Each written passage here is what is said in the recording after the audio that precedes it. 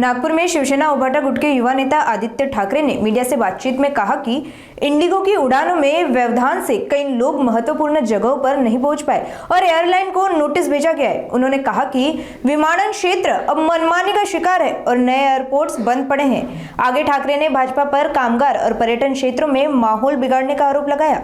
साथ ही उप मुख्यमंत्री पदों को बोगस बताया और कहा कि सत्ताधारी लोकतंत्र की व्यवस्थाओं पर हावी हो रहे हैं। उन्होंने यह भी कहा कि विदर्भ महाराष्ट्र का हिस्सा है और किसानों के लिए कर्ज माफी जैसी पहल जारी रहनी चाहिए। आइए सुनते हैं आगे और क्या कुछ कहा आदित्य ठाकरे ने। आहे आम्हाला सुदैवाने दुसरं एक विमान मिळालं, पण देशभरात गेल्या 2-3 दिवसात अनेक असे लोक होते जे वेळेवर त्यांच्या कार्यक्रमाला किंवा महत्त्वाच्या इव्हेंट्सना पोहोचू शकले नाहीत। आपण पाहतो जो काही गोंधळ सगळीकडेच उडालेला आहे। आता याच्यात नेमकं जबाबदार कोण?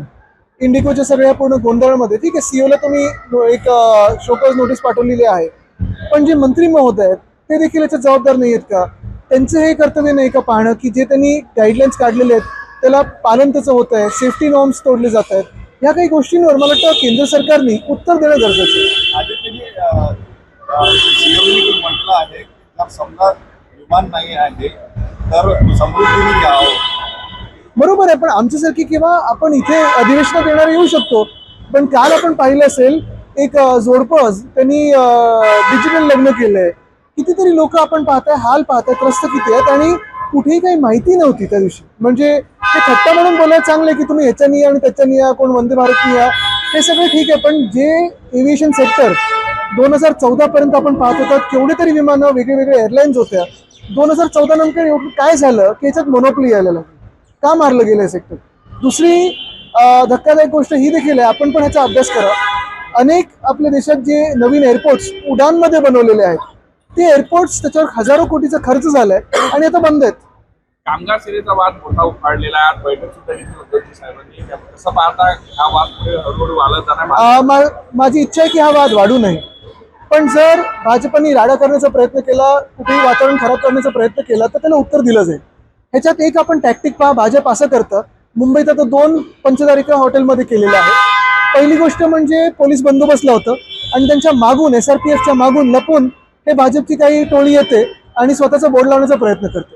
ह्याच्यातून 2 गोष्टी येतात, एक स्वतः काही करण्याची हिंमत नाहीये, पोलिसांचा वापर केला जातो, पण दुसरी गोष्ट म्हणजे जे काही सरकारी बाकीचं पण म्हणजे यंत्रणा, मग महानगरपालिका असेल वगैरे, त्याच्या माध्यमातून तिकडचे हॉटेल्स असतील, इंडस्ट्रीज असतील, त्याला दमदाटी केली जाते आणि ही दमदाटी केल्यानंतर आपण पाहताय तिकडचं वातावरण कसं खराब होतं। म्हणजे येणारं जे पर्यटन देखील आहे ते देखील भाजप घालवण्याचा प्रयत्न महाराष्ट्रातून करत आहे। जसे उद्योग गुजरातला पळवले तसं पर्यटन देखील पळवण्याचा प्रयत्न आहे। उद्धव साहेबांना असे म्हटलं तर विरोधी पक्ष नेता नसेल तर उपमुख्यमंत्री नसावं, तर त्यांनी म्हटलंय की तुमच्याकडे संख्याबळ जुळत नाही, त्यासाठी तुम्ही काम करा, आमच्या रडत बसण्यापेक्षा। नाही, पण तुमच्याकडे संख्याबळ आहे ना, मग तुम्ही 2 बोगस पदं कशाला निर्माण केलीत?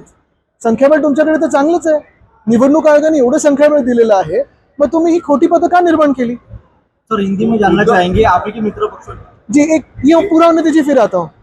विरोधी पक्ष नेता नाही आहे, दुसरीकडे विरोधकांना यावेळेस बंगले सुद्धा दिले गेलेले नाही आहे, त्यामुळे भास्कर जाधवांनी असे म्हटलं की आम्ही रस्त्यावर प्रेस कॉन्फरन्स घ्यायचं। म्हणजे हे सगळं जे वातावरण बघा, तुम्हाला सांगतो ह्याच्यातून जो सत्ताधारी पक्ष आहे भाजप आणि त्यांचे जे 2 मित्र पक्ष आहेत म्हणजे ॲनाकोंडा आणि 2 विषारी साप, ह्यांची वृत्ती ही कळते की सगळं काही ढापायचं, सगळं काही हडपायचं आणि स्वतःकडे ठेवायचं। कोएक्झिस्टन्स हा त्यांच्यामध्ये प्रकारच नाहीये। आणि आम्ही कशासाठी भांडतोय? आम्ही पदांसाठी भांडतच नाही होत।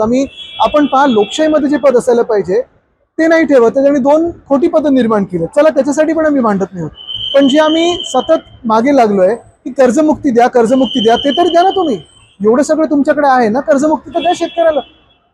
विरोधी पक्ष दिशाहीन झाला असं राज्याचे चांगलं असं त्यांना जर वाटत असेल तर आनंद आहे त्यांना। आता उद्या परवाकडे एका आठवड्याचं अधिवेशनात दिसेल उद्धव साहेब कामकाजात सहभागी होतील का काही? 100% होणार आहे। आपके मित्र पक्ष उद्धवजींनाच सीएमनी म्हटलं आहे की उद्धवजी धरून म्हणजे उद्देशून म्हटलं। अच्छा, म्हणजे धरून नाही ठेवलं ना? नाही, नाही, अशा पण बातम्या खूप होत्या। इंडिगोच्या विमानाने ते फिरत नाही, त्यामुळे मला वाटतं सीएम साहेब स्वतः 2 प्रायव्हेट चार्टर करून आलेले आहेत, बॅकफोर्थ झालेले आहेत। ह्या सगळ्या गोष्टींमध्ये मला वाटतं त्यांनी जाऊ नाही। काढायला गेलं तर खूप काही निघू शकतं। दिल्लीत पण आता नवीन बंगले झालेत मंत्र्यांसाठी वगैरे।